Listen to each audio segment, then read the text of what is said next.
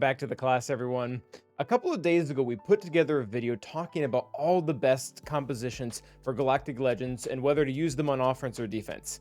However, we created the grievous error of not including any of the 3v3 comps.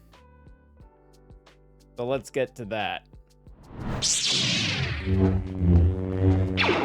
So this is going to be organized in a very similar way to the last video is, and by that I mean we're going to talk about how these characters should be used, whether that be offensively or defensively or both, and what characters need to go along with them. We're going to start with Rey and just work our way down almost within the order of release for the Galactic Legends. So first up, we want to talk about this comp, and the whole reason behind these three characters here is to put a stop to Starkiller. It is not a hard stop. He can still get through it, but JTR here as third does cause the most amount of issues due to how her uniques work, where she's constantly gaining turn meter, and you really can't control her all that well because she is able to consistently have a 40% chance to dispel all debuffs on herself, and that happens whenever she gets a debuff. So between Mara Jade, Emperor Palpatine, and Starkiller all having debuffs, she gets to cleanse herself quite consistently, and then she can go forth and cause a ton of issues, whether that be applying ability block to someone, healing immunity to someone, cleansing Rey from having a debuff so that she actually does real damage against Starkiller, or just overall taking more turns and interrupting their entire flow.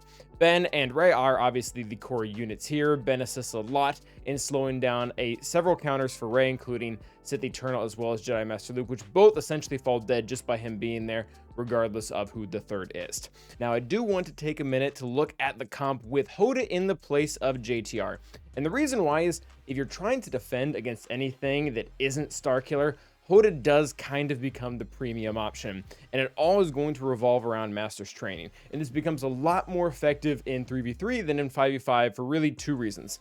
Number one, he's much more likely to get Master's Training onto Rey in 3v3 because he only has two options to give it to, and the AI hasn't typically been consistent with this. So whether it goes to Ben or Rey first, it almost doesn't really matter because he will get two out typically before Rey uses her first ult, and definitely before she gets her second ult out.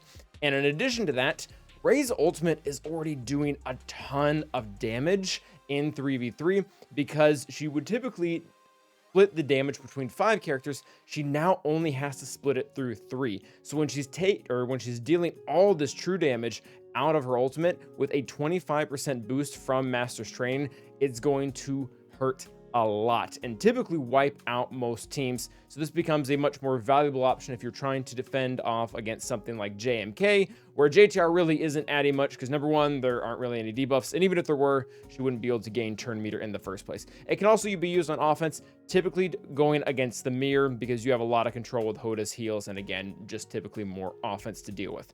Next up, let's talk about Supreme Leader Kylo Ren. He will not have any defensive comps, and it's not because he's a terrible defensive team. He probably is one of the weaker defense Galactic Legends, but just because the dude beats everything. I mean, if we want to talk about a Galactic Legend who is an offensive multi-tool, it is Supreme Leader Kylo Ren. He will beat Jabba with a very normal first order comp. You can get better banners if you use crew in place of Stormtrooper, as he typically survives, because Jabba, for whatever reason, likes to use his Annihilate on Supreme Leader Kylo Ren, which can't actually kill him, so that's super nice for you guys offensively.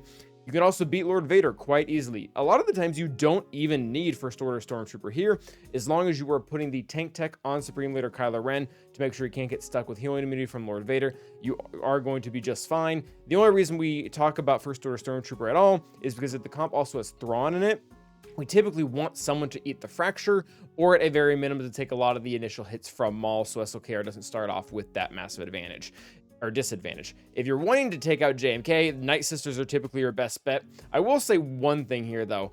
If you're wanting to use this long term, Paper Zombie, aka a very weak zombie undergeared with no mods, is not ideal because she is going to be reviving Daka at her max health. So once JMK starts ignoring, or rather the whole team starts ignoring Taunt and they go right after Daka, she's going to revive for basically nothing because she revives based off of Night Sister Zombie's health, and they'll be able to cut right through her, and it leaves Supreme Leader Kylo Ren a little bit more vulnerable. Overall, Paper Zombie can still work. It is just less effective using this against JMK. Next up is Leia. Now this one, we really don't know how easy this is going to be. And that's the best way that I can word it, because this comp kind of worked really well even when Leia had the Super Drogon Kron. Now that that is not present, it should even be easier. I don't know if we want to go lower. The other alternative, and this is a much more expensive option, was to use Crew and Malicos, and I definitely would side with this comp just because it's a lot cheaper than having to use Crew and Malicos on it, and it should work because she should be getting weaker and not stronger. Next up, this is the Supreme Leader Kylo Ren Mon Mothma trick that we have used for a long time, originally theory crafted by Fatal a long time ago. But basically the whole trick here is the fact that SLKR is guaranteed to have a friend alive when Rey gets into her first ultimate, because Mon Mothma, assuming you have her Zeta, cannot be targeted, so she's not going to eat any of the whirlwinds that Rey is going to deal out. And after you survive the first ultimate, you can bank your own ultimate, which has damage immunity, so you'll be able to survive the second one, and then Rey ultimately just won't get to a third because you'll have her dead by then. Supreme Leader Kylo Ren can also control Ben, so you don't have to worry about the healing immunity as much. And even if you did, you're not going to take enough damage from the first ultimate to really even have to worry about it. And if you're wanting to beat any C comp out there or a Basti JML with Watt, Supreme Leader Kylo Ren will do it all on his own for great banners. Next up is going to be Jedi Master Luke, and I will say, this is the one Galactic Legend that really does kind of fall short in 3v3.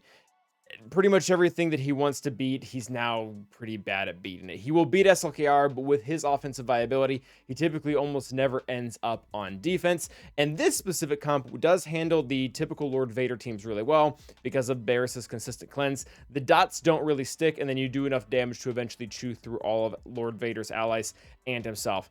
But the big caveat to this is, you beat one or two other defensive Galactic Legends, you're also not really holding against anything on defense. A ton of teams will beat this.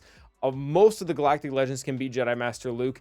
And in addition to that, the Inquisitors also really have their number. And it's not all that hard to multi-shot if you're using something else.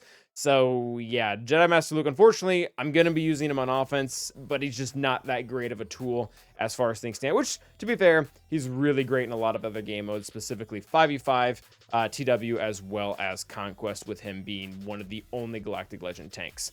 Next up is going to be Sith Eternal, a character who doesn't have as many Galactic Legends that he's going to beat on offense, using Wat Tambor, JML being one of the main ones.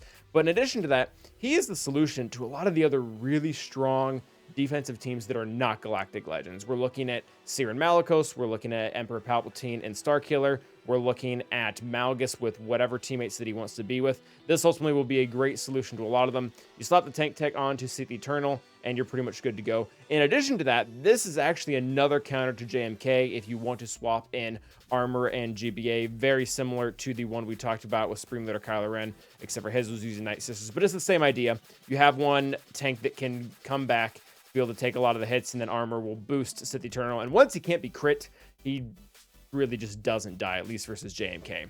Next up is JMK himself, and whether you're going to be using him on defense or offense, that is going to make things vary a little bit.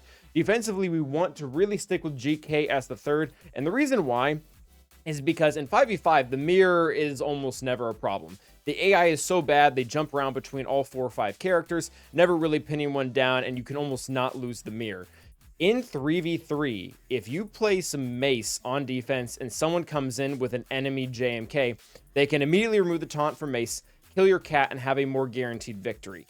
The reason why this becomes a problem is because if you leave GK and they annihilate your GK, you annihilate their GK, it's not as high as a win rate as it is in 5v5, because the likelihood of the enemy AI being able to just target down cat right away is much higher because it doesn't have a bunch of decisions to go after. It only has 2, and it can work out in their favor. The other reason why I like Mace on offense is because you are more likely to work down those really thick targets using his Shatter Point ability, where he's going to be constantly reducing their max health, defense, and offense. I've used this a lot against Jabba, and Chrysanthemum becomes very hard to kill, but with Mace, you eventually reduce his max health and his defense to nothing, because he's one of the only targets you can hit, because Jabba himself can't be hit with Shatterpoint because he's a Galactic Legend. So overall, defense or offense, some great combinations there. You're going to want Cat for either of them. Next up for Lord Vader, this comp, again, I realize we're in super comp territory for Lord Vader. It is very expensive, but it holds typically very well against most things. Now, we haven't had that much exposure with Bo. I'm guessing she's going to rip right through it, as she is any Lord Vader comp. So it might be a little bit of expensiveness wasted in that sense. But for anyone out there who's fighting people who don't have bow, it's still going to be a great combination. Having Maul in there is essential. If you do not have Maul, it really opens up the Fennec counter. The Fennec counter is pretty much gone cold if you have Maul in there, because they have to, number one, take BAM to be able to give damage immunity, and they have to take BAM, then they can't take in OG Mando to annihilate Reva right at the bat. And I guess they could bring both, but then they don't get grief. Either way, it just doesn't work. And then it also hurts a lot of the other counters like JMK as well as JML trying to beat it because of Third Sister's anti-Jedi ability, as well as the locked healing immunity, assuming she gets purge on everyone. So overall, very good defensive comp. Jabba is going to continue to be a great defensive comp. The Africron out there does hinder this slightly. It, however, is not 100% win rate. Even in this last 3v3 when we saw it active, it was not doing as well as it would typically in 5v5. So again, not guaranteed hold rates, but also not as good as it would have been in 5v5, where it pretty much won every single time. Defensively, I'm still going to continue to use Leia there. She might end up having a better home offensively if we see that there's a good trade somewhere. But ultimately, she still was holding against a lot of things, even without the Drogon Kron out there. We'll see how she does this round, but that's where she'll be starting for me. So thank you guys for watching. Let me know if you have any thoughts in the comments. And yeah, until the next time, stay awesome.